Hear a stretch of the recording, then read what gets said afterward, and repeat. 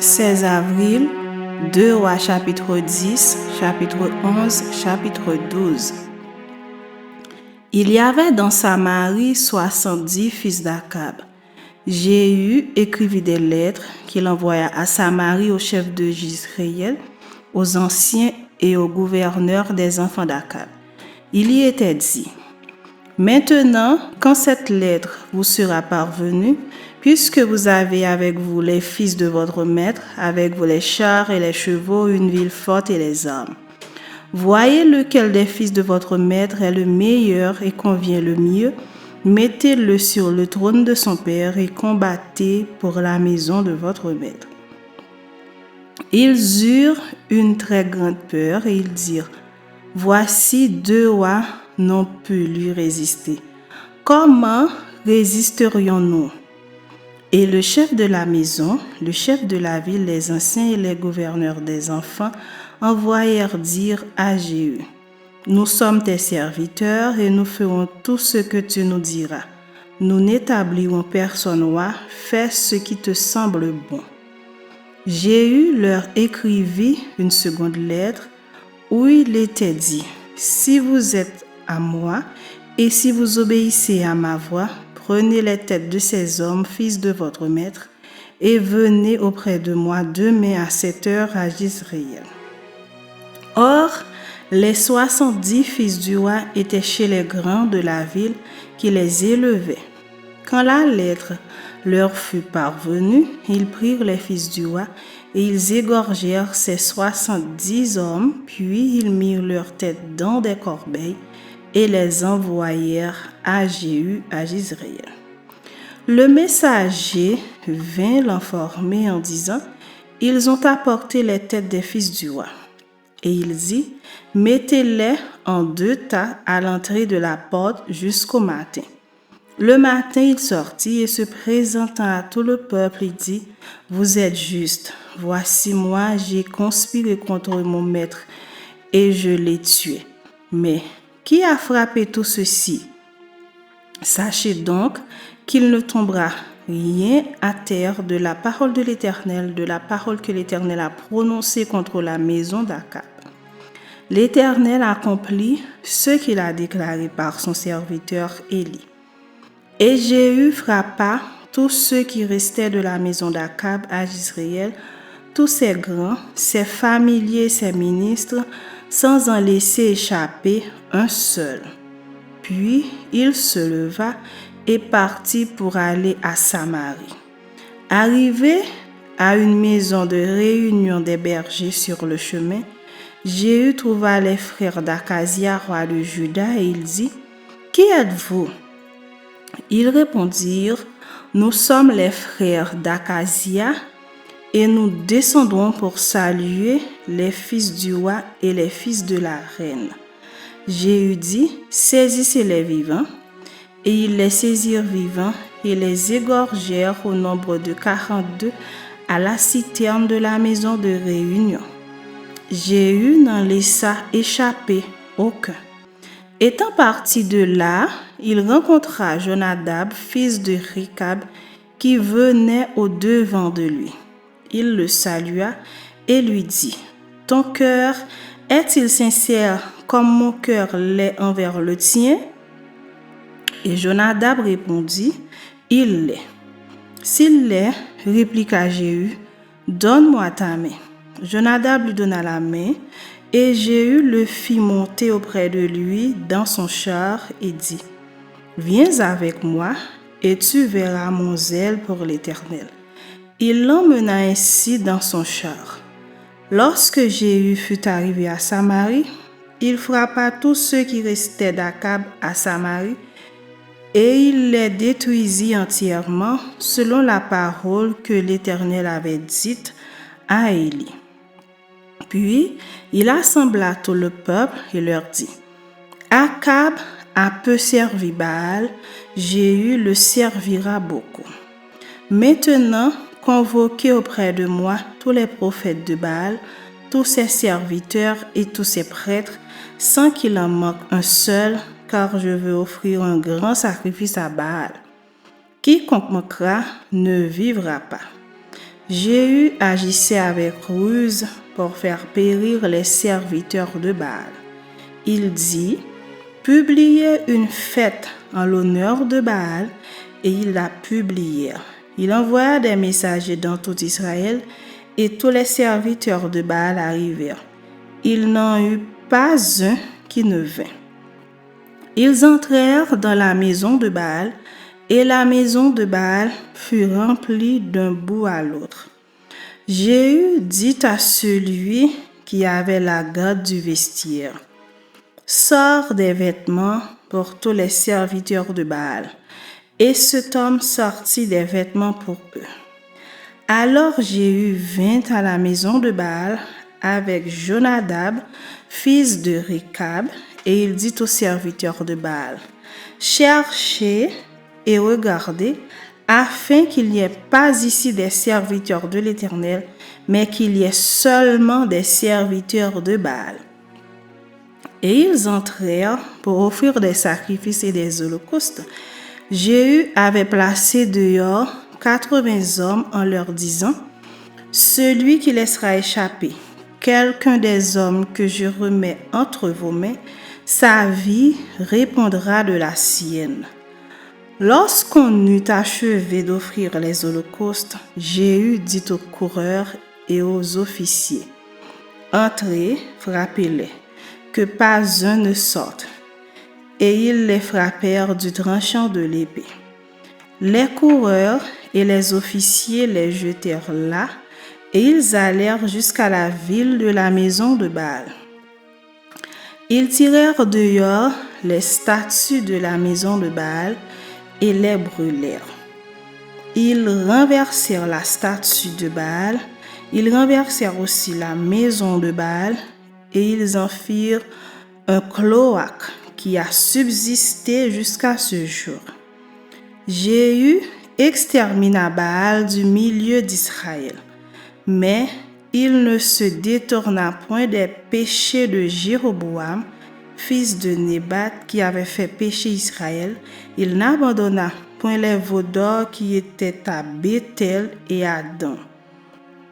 L'Éternel dit à Jéhu: parce que tu as bien exécuté ce qui était droit à mes yeux, et que tu as fait à la maison d'Akab tout ce qui était conforme à ma volonté, tes fils jusqu'à la 4e génération seront assis sur le trône d'Israël.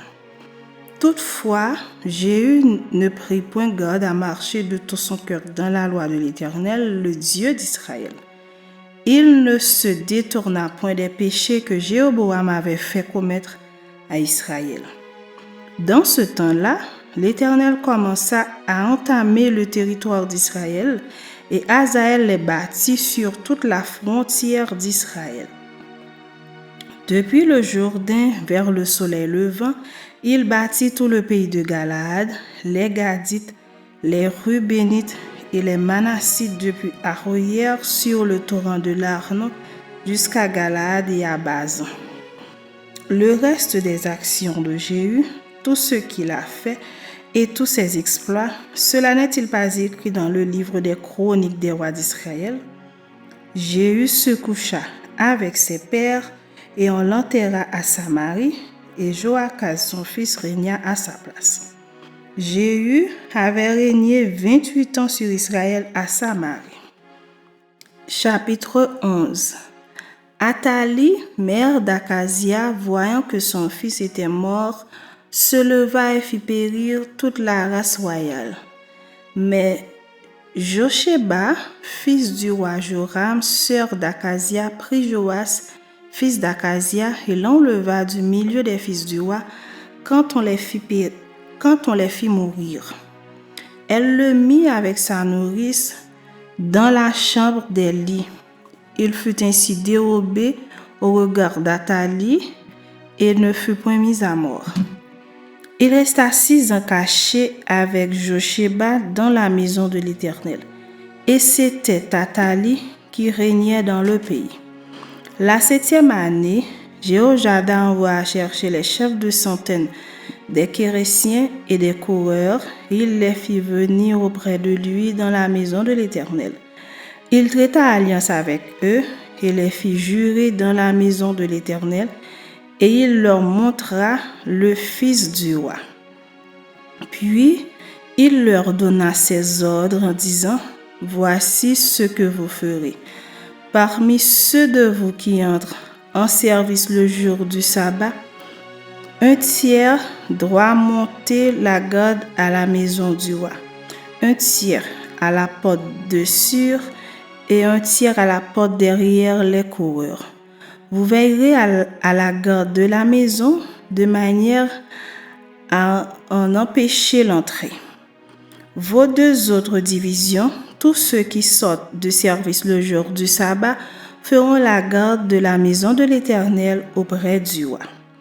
Vous entourerez le roi de toutes parts, chacun les armes à la main, et l'on donnera la mort à quiconque s'avancera dans les rangs. Vous serez près du roi quand il sortira et quand il entrera. » Les chefs de centaines exécutèrent tous les ordres qu'avait donné le sacrificateur Jéhojada. Ils prirent chacun leurs gens, ceux qui entraient en service et ceux qui sortaient de service le jour du sabbat, et ils se rendirent vers le sacrificateur Jéhojada. Le sacrificateur remit au chef de centaines les lances et les boucliers qui provenaient du roi David et qui se trouvaient dans la maison de l'Éternel. Les coureurs, chacun les armes à la main, entourèrent le roi en se plaçant depuis le côté droit jusqu'au côté gauche de la maison, près de l'autel et près de la maison.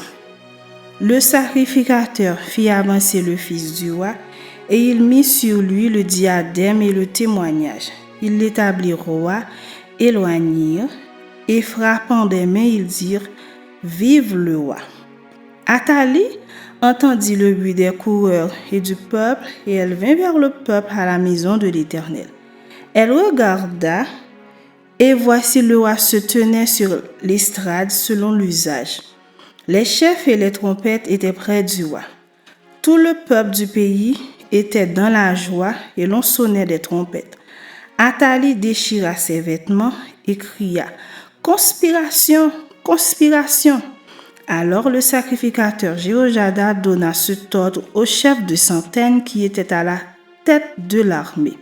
« Faites-la sortir en dehors des rangs et tuez par l'épée quiconque la suivra. » Car le sacrificateur avait dit qu'elle ne soit pas mise à mort dans la maison de l'Éternel. On lui fit place et elle se rendit à la maison du roi par le chemin de l'entrée des chevaux. C'est là qu'elle fut tuée. Jéhojada traita entre l'Éternel, le roi et le peuple l'alliance par laquelle il devait être le peuple de l'Éternel. Il établit aussi l'alliance entre le roi et le peuple. Tout le peuple du pays entra dans la maison de Baal et ils la démolirent. Ils brisèrent entièrement ses autels et ses images et ils tuèrent devant les autels Mathan, prêtre de Baal. Le sacrificateur Jéhojada mit des surveillants dans la maison de l'Éternel. Il prit les chefs de centaines, les Kérésiens et les coureurs, et tout le peuple du pays. Et ils firent descendre le roi de la maison de l'Éternel. Et ils entrèrent dans la maison du roi par le chemin de la porte des coureurs. Et Joas s'assit sur le trône des rois. Tout le peuple du pays se réjouissait et la ville était tranquille. On avait fait mourir Athalie par l'épée dans la maison du roi. Joas avait 7 ans lorsqu'il devint roi. Chapitre 12. La 7e année de Jéhu, Joas devint roi et il régna 40 ans à Jérusalem. Sa mère s'appelait Sibja de Beersheba. Joas fit ce qui est droit aux yeux de l'Éternel tout le temps qu'il suivit les directions du sacrificateur Jéhojada. Seulement, les relieux ne disparurent point. Le peuple offrait encore des sacrifices et des parfums sur les relieux. Joas dit au sacrificateur, tout l'argent consacré qu'on apporte dans la maison de l'Éternel, l'argent ayant cours, savoir l'argent pour le rachat des personnes, d'après l'estimation qui en est faite, et tout l'argent qu'il vient au cœur de quelqu'un d'apporter à la maison de l'Éternel, que les sacrificateurs le prennent, chacun de la part des gens de sa connaissance, et qu'il l'emploie à réparer la maison partout où il se trouvera quelque chose à réparer. Mais il arriva que, la 23e année du roi Joas, les sacrificateurs n'avaient point réparé ce qui est à réparer à la maison. Le roi Joas appela le sacrificateur Jéhojada et les autres sacrificateurs et leur dit: « Pourquoi n'avez-vous pas réparé ce qui est à réparer à la maison? Maintenant, vous ne prendrez plus l'argent de vos connaissances, mais vous le livrerez pour les réparations de la maison. » Les sacrificateurs convinrent de ne pas prendre l'argent du peuple et de n'être chargés des réparations de la maison. Alors, le sacrificateur Jéhojada prit un coffre, perça un trou dans son couvercle et le plaça à côté de l'autel à droite, sur le passage par lequel on entrait à la maison de l'Éternel. Les sacrificateurs qui avaient la garde du seuil y mettaient tout l'argent qu'on apportait dans la maison de l'Éternel. Quand ils voyaient qu'il y avait beaucoup d'argent dans le coffre, le secrétaire du roi montait avec le souverain sacrificateur et il serait et comptait l'argent qui se trouvait dans la maison de l'Éternel. Il remettait l'argent pesé entre les mains de ceux qui étaient chargés de faire exécuter l'ouvrage dans la maison de l'Éternel. Et l'on employait cet argent pour les charpentiers et pour les ouvriers qui travaillaient à la maison de l'Éternel, pour les maçons et les tailleurs de pierre, pour les achats de bois et de pierres de taille nécessaires aux réparations de la maison de l'Éternel, et pour toutes les dépenses concernant les réparations de la maison. Mais avec l'argent qu'on apportait dans la maison de l'Éternel, on ne fit pour la maison de l'Éternel ni bassin d'argent, ni couteau, ni coupe, ni trompette, ni aucun ustensile d'or ou d'argent. On le donnait à ceux qui faisaient l'ouvrage, afin qu'ils l'employassent à réparer la maison de l'Éternel. On ne demandait pas de compte aux hommes entre les mains desquels on remettait l'argent pour qu'ils le donnassent à ceux qui faisaient l'ouvrage, car ils agissaient avec probité. L'argent des sacrifices de culpabilité et des sacrifices d'expiation n'était point apporté dans la maison de l'Éternel. Il était pour les sacrificateurs. Alors Hazaël, roi de Syrie, monta et se battit contre Gath, dont il s'empara. Hazaël avait l'intention de monter contre Jérusalem. Joas, roi de Juda, prit toutes les choses consacrées, ce qui avait été consacré par Josaphat, par Joram et par Akazia, ses pères, roi de Juda, ce qu'il avait consacré lui-même, et tout l'or qui se trouvait dans les trésors de la maison de l'Éternel et de la maison du roi, et il envoya le tout à Hazaël, roi de Syrie, qui ne monta pas contre Jérusalem.